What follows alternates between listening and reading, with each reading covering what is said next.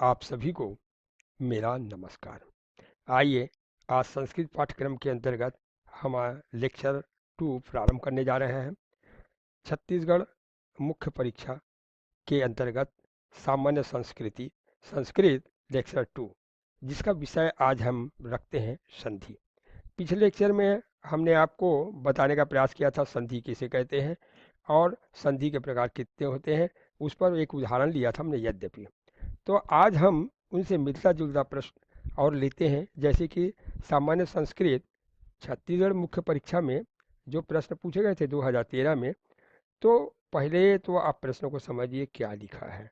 जैसे प्रश्न दिया रहता, वो 1 नंबर हो 2 नंबर हो, अधोलिखितेषु केषांचित चतुर्णा संधि विच्छेदम कृत्वा संधे नाम लिखत। ये समझ जाइए, अधोलिखितेषु का मतलब होता है नीचे लिखे हुए, बहुवचन है तो ऐसे सु लगा हुआ है, नीचे लिखे हुए, अर्थात आपको बहुत से प्रश्न दिए हैं के सांचित, उसमें से कोई भी 4, चाहे 6 हो 7 हो 8 हो, आपको उसमें सिर्फ 4 ही बनाना है। और क्या करना है? संधि विच्छेदम, संधि विच्छेद करना है। अर्थात आपको संधि दिया है, विच्छेद करना है। यदि आपको संधि विच्छेद दिया रहेगा तो संधि करना है। समझिए, संधि विच्छेद अर्थात आपको संधि दिया है तो संधि विच्छेद करिए, और संधि विच्छेद दिया है तो आपको संधि करना है। कृत्वा कर लीजिए। अब करने के बाद में यहाँ पर आपका वो विषय समाप्त नहीं होता, आपको उसका नाम भी बताना है।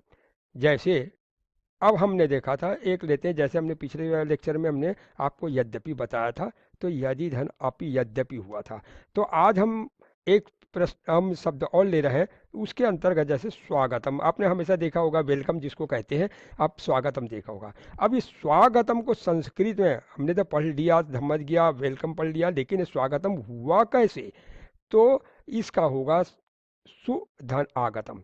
लेकिन ध्यान दीजिएगा, सा में छोटू की मात्रा है, सु, ध्यान दे रहे हैं हमें, उसके बाद में आगतम। तो पहला जो सु आपके सामने जो लिखा हुआ है उसके बाद आगतम है, तो सु को हम क्या कहेंगे? पूर्व पद, पूर्व पद। और दूसरे को आगतम को हम क्या कहेंगे? उत्तर पद। पूर्व माने पहले, उत्तर माने बाद में। तो पहला पद हमारा पूर्व पद क्या हुआ? सु, और उत्तर पद क्या हुआ? आगतम। अब देखिए, अब ये संधि हमने विच्छेद कर दिया, लेकिन संधि स्वागतम को सुधन आगतम तो कर दिया। यदि परीक्षा में पहले अगर सु आगतम दिया है, माने विच्छेद शुरू से दिया है, तो आपको संधि बनाना है क्या? स्वागतम। यदि स्वागतम पहले दिया है तो उसको विच्छेद करेंगे तो सुधन आगतम हुआ। ये तो सुधन आगतम हमने यहाँ तक बना लिया, लेकिन इतने से आपका काम नहीं चलेगा। परिभाषा की तरफ मत जाइए कि ये कौन सा इसका परिभाषा है, कौन सा संधि, इतना जान जाइए ये स्वर संधि है। और स्वर संधि के माने अनेक प्रकार होते हैं, जैसे कि दीर्घ स्वर संधि होता है, गुण स्वर संधि होता है, वृद्धि स्वर संधि होता है, यण स्वर संधि होता है, आयादी स्वर संधि होता है, पूर्व संधि होता है। तो इसके अंतर कौन सा संधि आता है वह आपको नाम देना है। तो अब देखिए, पहले ये करिए, सा में पूर्व पद को मैं बतला रहा हूँ आपको, फिर ध्यान दीजिएगा। सा में छोटू की मात्रा सु, अब स में वो निकल गया तो क्या बच गया हमारे पास? स।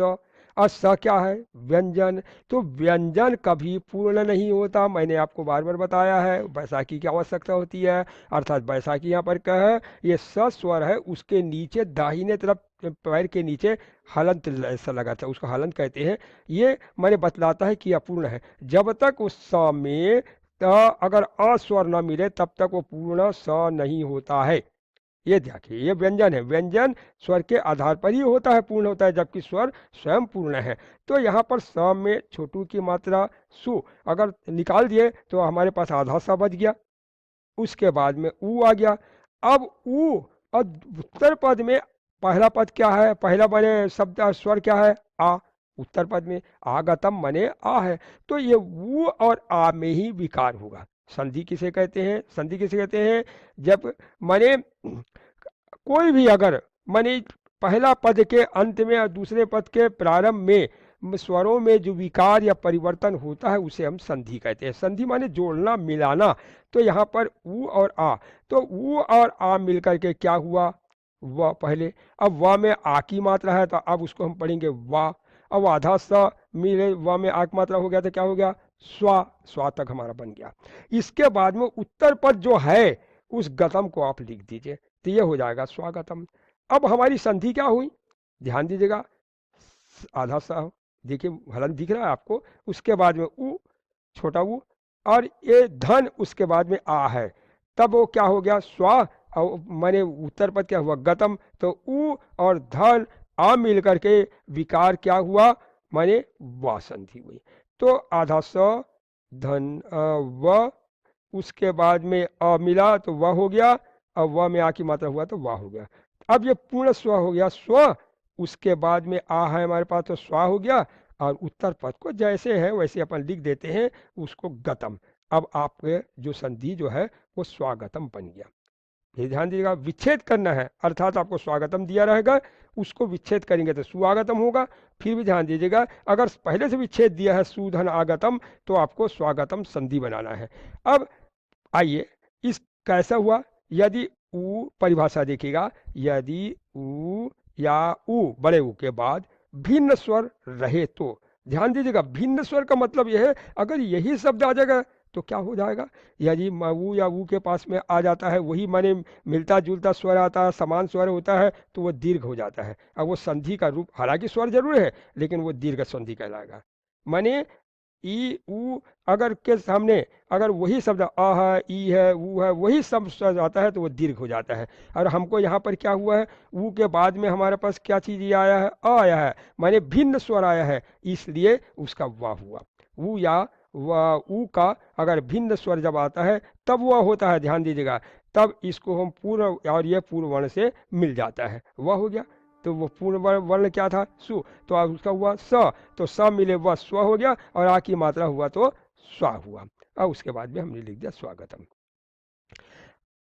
अर्थात क्या हुआ, फिर ध्यान दीजिएगा, मैं बार बार आपको बतला रहा हूं, आप समझने का प्रयास कीजिएगा, परिभाषा की तरफ मत जाइए, कैसे हुआ, उ या ऊ भिन्न, उस धन भिन्न स्वर जो हुआ, तो उ और ऊ को छोड़कर कोई स्वर, अर्थात अर्थात कौन सा स्वर आता है, भिन्न स्वर आता है, तभी उसमें विकार या परिवर्तन होता है। जैसे ऊ के बाद में आ आया तो हमने उसको क्या बना दिया, वाह।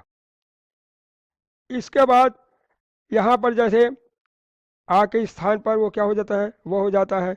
अब फिर हम देखते हैं, जैसे यहाँ पर स्वधन आ बराबर स्व हुआ, अर्थात पूर्व वर्ण से जाकर के मिल जाता है, और इसके बाद गतम हो गया, स्वागतम हो गया, अब संधि स्वागतम हुआ, और ये अब हम इसको लिख सकते हैं, ये यण स्वर संधि है। स्वर संधि के प्रकार में जैसे मैंने आपको बताया था 6 प्रकार के, जैसे दीर्घ स्वर संधि होता है, गुण स्वर संधि होता है, वृद्धि स्वर संधि होता है, आदि स्वर संधि होती है, अपूर्व संधि होता है। तो यहाँ पर हमने यण स्वर संधि को लिया है। तो यण स्वर संधि की अब परिभाषा को अब रटिए, ध्यान दीजिएगा, ये क्या होता है, यदि ह्रस्व या दीर्घ, अब आइए, ह्रस्व या दीर्घ, चाहे ई, उ, री तथा री के पश्चात, तो ह्रस्व हुआ, और दीर्घ का हुआ ई, उ, री और री के पश्चात कोई असमान स्वर आए, असमान मतलब इससे मिलता जुलता नहीं आना चाहिए, नहीं तो वो दीर्घ स्वर संधि हो जाएगा।